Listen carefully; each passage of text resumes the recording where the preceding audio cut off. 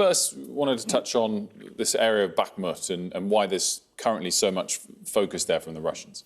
It's Bakhmut in the east. There's no real strategic or operational rationale behind why they're focused there, but they've been fighting to try and take Bakhmut now for weeks, in fact months, and we're currently on day 284 of Vladimir Putin's 10-day special military operation. And the Russians have been pouring lots and lots of more manpower, material, building their defences around there, and recently they've tried a three-axis attack, one just to the north, one into the city, and one which has had a little bit of success in the south as they try and encircle it. It's more becoming an emotional focus rather than a military focus, and actually I think Ukrainians are wanting that as well. Let's touch on what's likely in the months ahead. Winter upon us. Is that a game changer for what's possible? Winter is an influencer rather than a game changer. It's a game changer for the difference between the ability to attack and defend.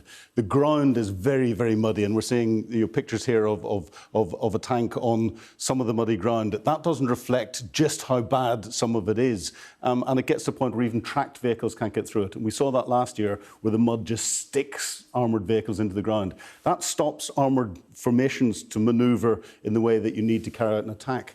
It favours defenders, so it's favouring the Russians at the moment in the area, but it's stopping these large-scale attacks. So that's where the biggest influence comes in. Then you've got the cold and the damp and the wet. And if you've got the troops that are properly equipped, that can handle it, their morale is going to stay good. If you've got troops who aren't equipped and aren't getting fed and can't handle it, their morale is going to go down. That is where the Russians are, as opposed to the Ukrainians who've got the right kit. The Ukrainians very well prepared for the cold and the winter, or just less poorly prepared than the Russians? Well, this is their country, this is their territory, so their military is used to working through these sorts of conditions. So from a psychological perspective, they're well prepared. From an environmental perspective, they've grown up and they've trained in all of this.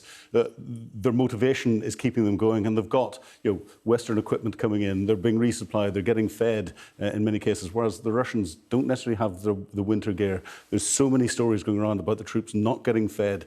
When the temperatures get really low, believe me, it's morale sapping when you're in those conditions. I can certainly imagine it. Let's talk about what the Ukrainians are doing to counter some of these, in recent weeks, Russian counteroffensive. Yeah, well, they're blunting the Russian counteroffensives in Bakhmut, and that seems to be the only area that Russia's attacking. Ukraine's gone dark elsewhere. They've gone quiet. Remember, they've just had the success down in the south around Kherson. There have been reports of the last couple of days of Ukrainian troops getting to the other side of the river. That's them probing different areas. But if the Ukrainians can keep the Russians fixed in that central bit, it gives them freedom of manoeuvre elsewhere. What are the Ukrainians focusing on? They're focusing on shaping the battlefield. So they're attacking Russian logistics, impact on the winter, lack of food and everything else, and attacking their command and control so that the Russians haven't got the commanders, and they're very short of good commanders, haven't got the commanders to try and react to any Ukrainian counteroffensive that's going to come in when the ground allows it.